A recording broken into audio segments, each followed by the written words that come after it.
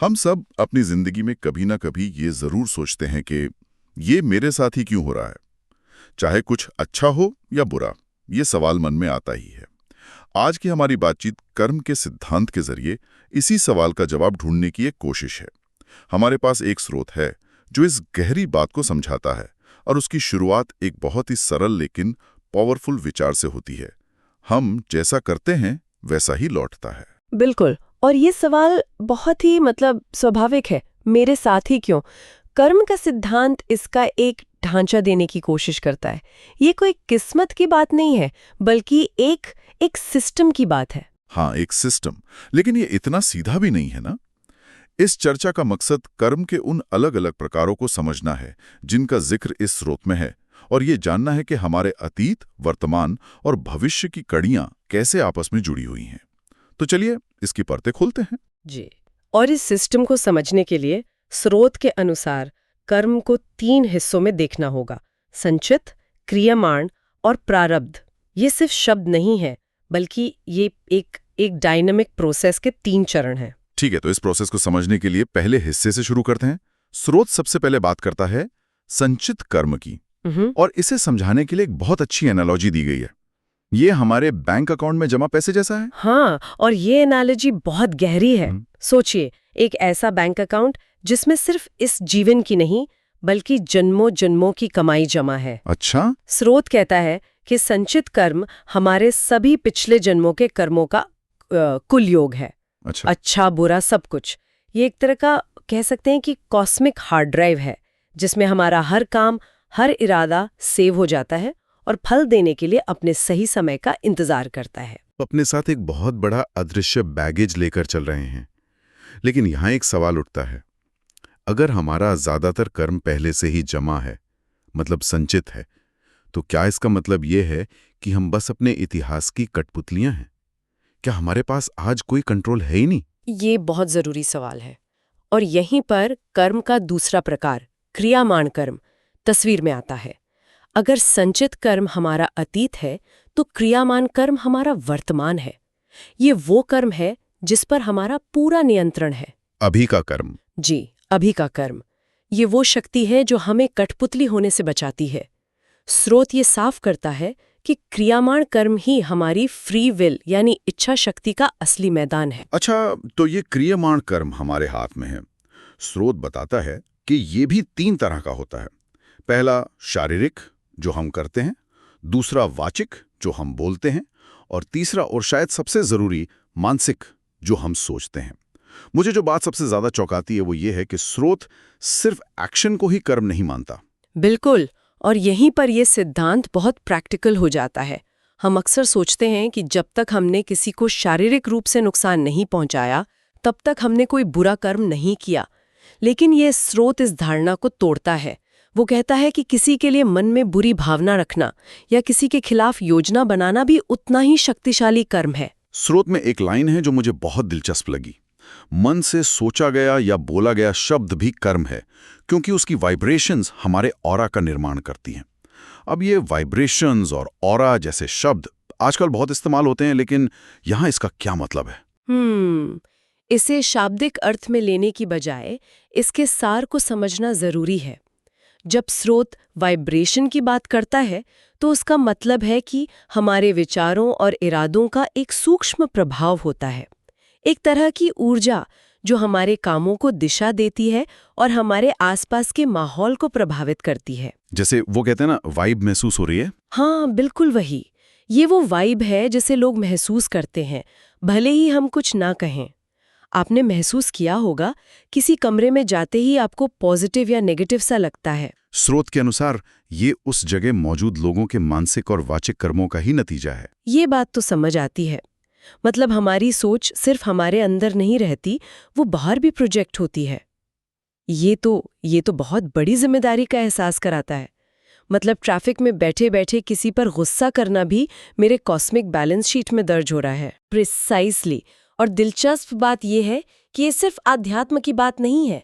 आधुनिक मनोविज्ञान में भी कॉग्निटिव रिफ्रेमिंग नाम का एक कॉन्सेप्ट है, जहां हम अपने विचारों के पैटर्न को बदलकर अपनी भावनात्मक प्रतिक्रियाओं को बदलते हैं। कर्म का सिद्धांत इसे कदम और आगे ले जाता है।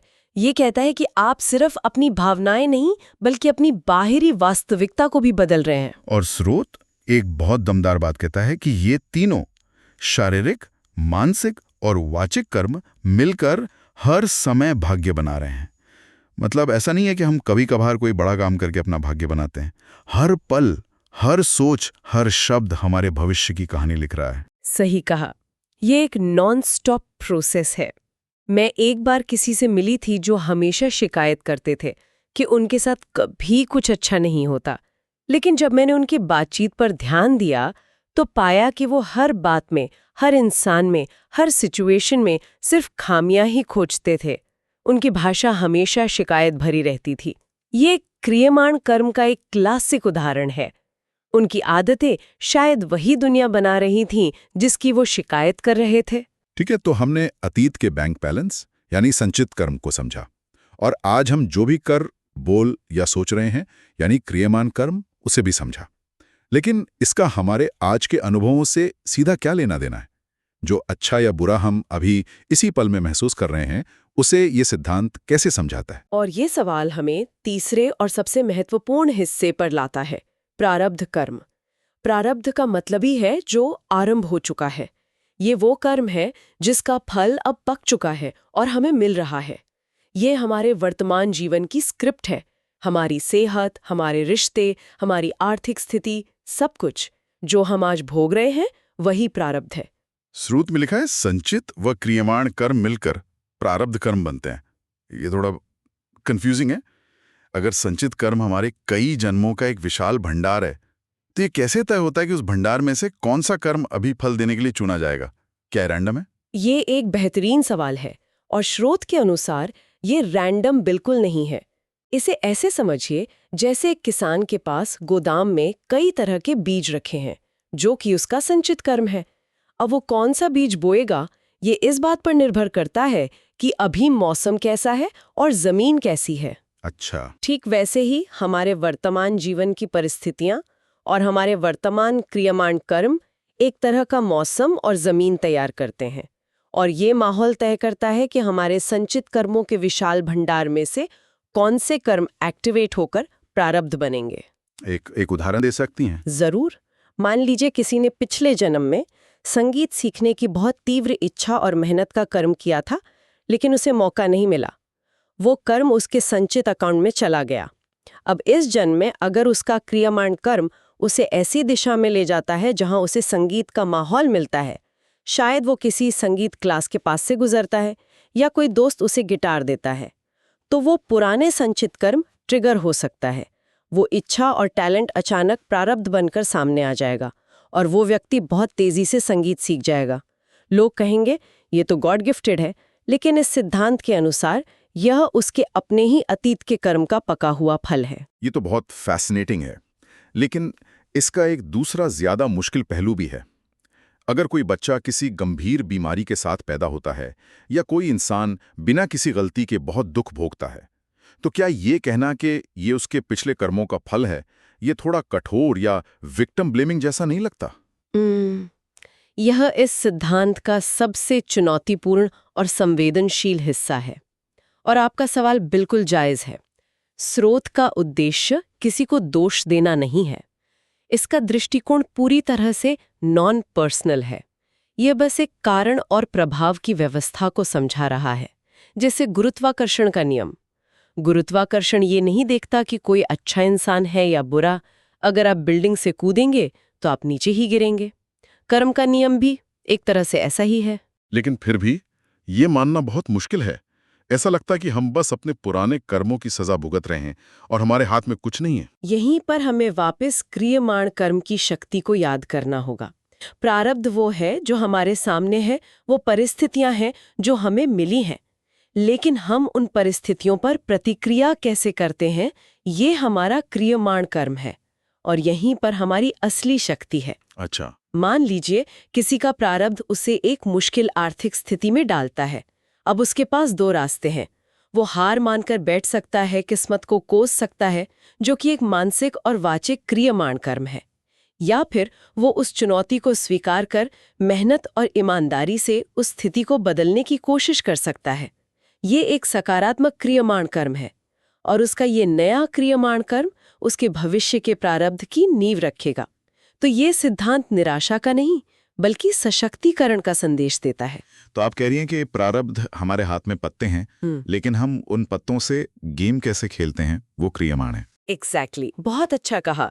प्रारब्ध बदला नहीं जा सकता क्योंकि वो अतीत का परिणाम है जो अब सामने आ चुका है, लेकिन उसके प्रभाव को हमारे वर्तमान कर्मों से निश्चित रूप से कम या ज्यादा किया जा सकता है।